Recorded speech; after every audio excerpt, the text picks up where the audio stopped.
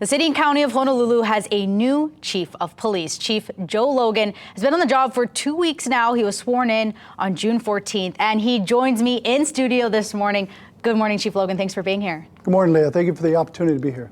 So I know you were sworn in 2 weeks ago, and what some would say was a secret swearing in ceremony. What was the reason for doing it quickly, so to speak? So it wasn't secret or private. What it was is I was an outside and not a member of the city and county of Honolulu, not a member of the Honolulu Police Department. So there's only one position that I could start my job in and go into, and that was police chief.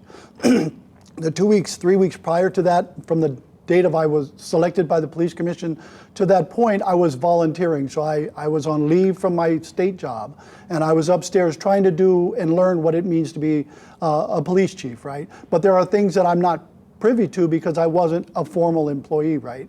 And so once the clearances came through, then I told the staff, hey, can we put together just a quick ceremony or swearing in operation in the next hour and a half so that I can get sworn in, because that evening was actually more personal to me than anything else, was the 202nd graduation, police recruit school graduation. And because the month of June, I joined the police department 40 years ago in June of 1982. And so to me, it was kind of personal. I wanted to represent as the police chief, not as an interim or a selected police chief in a suit and tie. I wanted to be in uniform. So that was the reason for that, and I made that decision. And I was talking about that police academy graduate, or that ceremony that you just mentioned, and wanting to be in that role as police chief. I know we are about 300 officers short within the department. I've talked to you before about, I asked you, how do you plan on addressing that shortage? Having been on the job for 2 weeks now and kind of getting those few weeks prior to that to kind of get your bearings, do you have a better idea on how you'd like to address the shortage of police officers? So we are taking a look at the shortage of 300 officers. It's not impacting our operations or ability to operate. Are we working short in certain areas? Perhaps. But my focus is patrol, right? So to get officers back in patrol. So we're looking at where everyone is in the department and can we move people back into patrol. Now that 202nd police recruit class that graduated, that's 33 brand new police officers that are raring to go, and we've already put them to work. Now they don't count against the 300 that were short yet because they got to get through the training period, and they're in field training officer mode right now, so someone is leading them on how to be a police officer. And so we have 14 more and 22 more in the subsequent recruit classes coming out, and that'll start impacting. But what the recruiting element has done is during the pandemic, they couldn't go out to the college campuses, they couldn't go out on high schools, so they couldn't recruit in a normal way that we have recruited in the past. They've tried with social media, and to an extent that's worked, but we want to broaden that. And so we're going to expand the recruiting team so that there's more officers recruiting, and if I can get reserve officers or retirees that want to come back and help us recruit, then that's another option we're looking at. I know a lot of people have talked about right now, this time period, it's tough to be a police officer. Not a lot of people want to be a police officer. How do you go about recruiting in a time like that? So less than 1% of the population, either here in Hawaii or nationally, is a police officer, right? There's 18,000 police departments across the nation. There's 800,000 police officers or law enforcement employees. And so it's a profession that's a noble profession. It's been around since 1800s when Sir Robert Peel modernized what is policing today.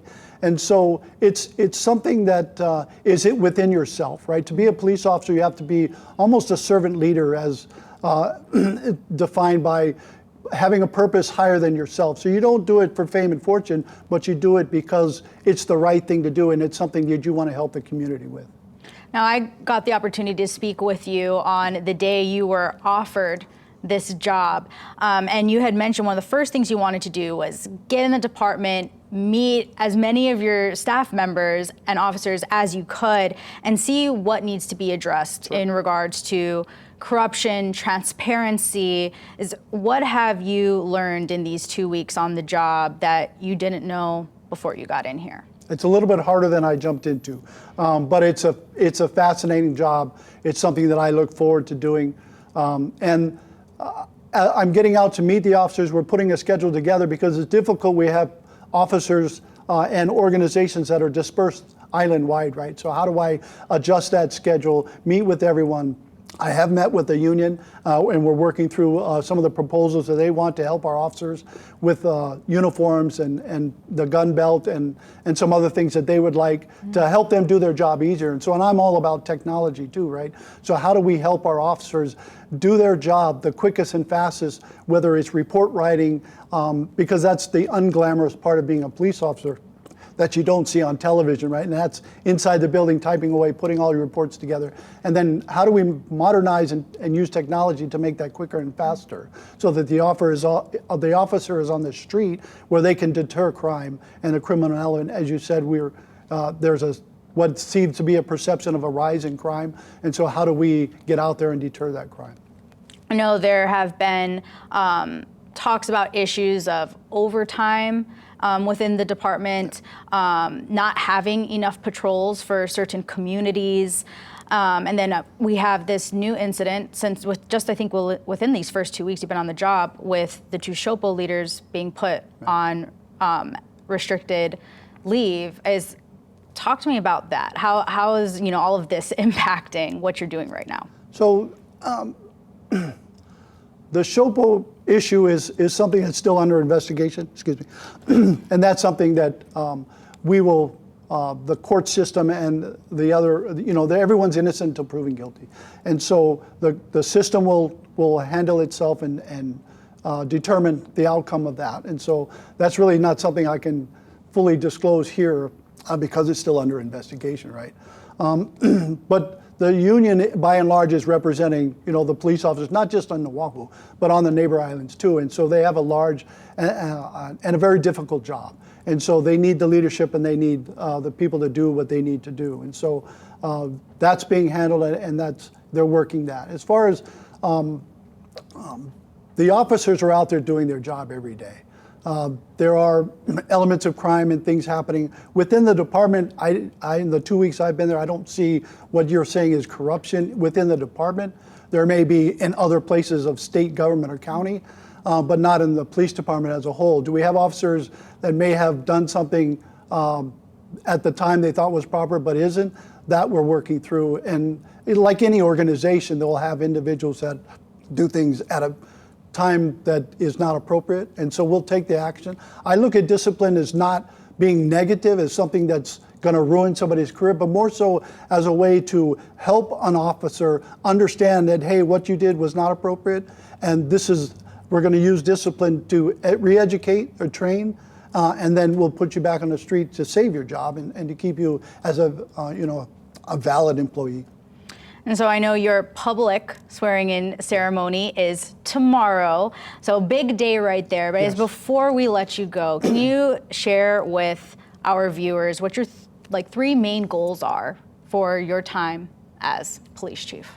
Well, I think I've expressed that either to the commission or to the media before. But one is filling all the vacancies. That's a big. It's not going to happen overnight. Another one is increasing the technology that we're using to make the officer's job not so much easier, but faster, quicker, so that they can do their job and get on the streets and deter crime, right? And the other one is reducing crime.